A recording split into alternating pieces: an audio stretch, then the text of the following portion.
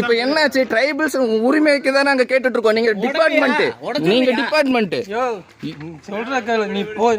நான் எதுக்கு நான் போகணும்? இங்க கேளுங்க, என்னோட உரிமையை நான் கேட்கறேன். நின்னு பேசுங்க. நான் போனாடு நீ எதுக்கு நின்னு தம்பி? நீ இங்க உள்ள ஆளு, சும்மா அந்த அவங்களுக்கு எல்லாம் நீ சப்போர்ட் பண்ணிட்டு அப்ப நீங்க எதுக்கு மிரட்டுறீங்க? வந்தோன்னா மிரட்டுறீங்க. நீங்க போன் உடைச்சிருவீங்கன்னு சொல்றீங்க. என்ன நியாயம்? இல்லண்ணா, நான் நீங்க சொன்னது புரியுது. நீங்க ரேஞ்சர் வர மாட்டேன்னு சொன்னீங்க. நாங்க வெயிட் பண்றோம். என்னது? இங்க பாத்துட்டு போங்கண்ணா. சரக்கு அடிச்சிருக்கீங்களா? 13 வருஷம் ஆச்சு சரக்கு அடிச்சு போற. எந்த சேனம் போடு இல்ல. 13 வருஷம் ஆச்சு. இல்ல, அப்புறம் எதுக்கு மிரட்டிட்டு இருக்கீங்க?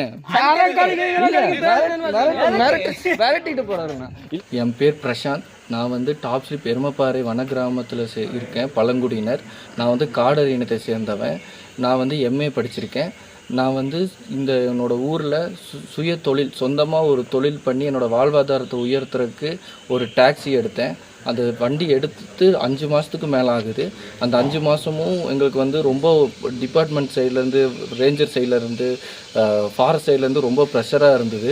என்னென்னா, வண்டியை வந்து இங்கே நிறுத்தக்கூடாது, டாப் ஸ்லிப்பே நிறுத்தக்கூடாது, வண்டி ஓட்டக்கூடாது அப்படின்னு சொல்லிட்டு இருந்தாங்க. நான் வந்து கவர்மெண்ட் நார்ம்ஸ் படி டீ போர்டு எடுத்திருக்கேன். ஃபாரஸ்ட் டிபார்ட்மெண்ட் வண்டி சேம் மாதிரியே அவங்க என்னென்ன ரூல்ஸ்லாம் வச்சு எடுத்திருக்காங்களோ அதே மாதிரி சேம் ப்ரொசீஜரில் நான் ஒரு வண்டி எடுத்திருக்கேன். இப்போ என்னென்னா, நாங்கள் இந்த வண்டியை வந்து தீர்மானம் போட்டு, மக்கள் முன்னாடி தீர்மானம் போட்டு, இடிசி மூலியமாக அந்த வண்டியை ஓட்டுற வருமானத்தை வந்து கிராமத்துக்கு வேண்டி யூஸ் பண்ணுறதுக்கு நாங்கள் தீர்மானம் போட்டோம். அது தெரிஞ்சுமே வனத்துறையினர் வந்து ரேஞ்சர் வெங்கடேஷ் அவர் வந்து எங்களை வந்து அதை செயல்படுத்த விட மாட்டேங்கிறாரு. என்னை வந்து எதுக்குமே வண்டியவே நிறுத்தக்கூடாதுன்னு சொல்லி ரொம்ப மன உளைச்சலுக்கு ஆளாக்கிட்டாங்க. இப்போ என்னோடய குடும்பம் இல்லை, நாங்கள் வருமானத்துக்கு என்ன பண்ணுறதுன்னு தெரியல. சரி, டூரிஸ்ட்டு தான் கூட்டிகிட்டு போகக்கூடாது, லோக்கல் ட்ரிப்பாச்சும் போகலாம். லோக்கல் ட்ரிப் பழங்குடியினர் வந்து அவங்க வீட்டுக்கோ கோவிலுக்கோ வந்து அது வாடகை கூட்டாச்சும் போகலாம் அப்படின்னு பார்த்தா அதையும் வந்து அலோவ் பண்ண மாட்டேங்கிறாங்க. மற்ற கீழே இருக்கிற வண்டி வந்து டென்ஸ் ஃபாரஸ்ட்குள்ளே அலோவ் பண்ணுறாங்க. ஆனால் இங்கே இருக்கிற வசிக்கிற நான், என்னோடய பூர்வீகமே இங்கே தான் நான் தொழில் பண்ணணுன்னு இருக்கேன்.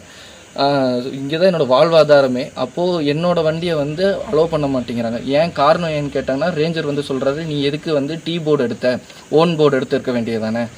ஓன் போர்டு எடுத்தால் அது வந்து என்னோடய தொழிலுக்கு இருக்காது. அதை நான் அவங்ககிட்ட சொன்னால் அவங்க வந்து ஏற்றுக்க மாட்டேங்கிறாங்க. என்னை வந்து மன உளைச்சலுக்கு ரொம்ப ஆளாக்கிட்டாங்க. இப்போ என்ன பண்ணுறதுனே தெரியல.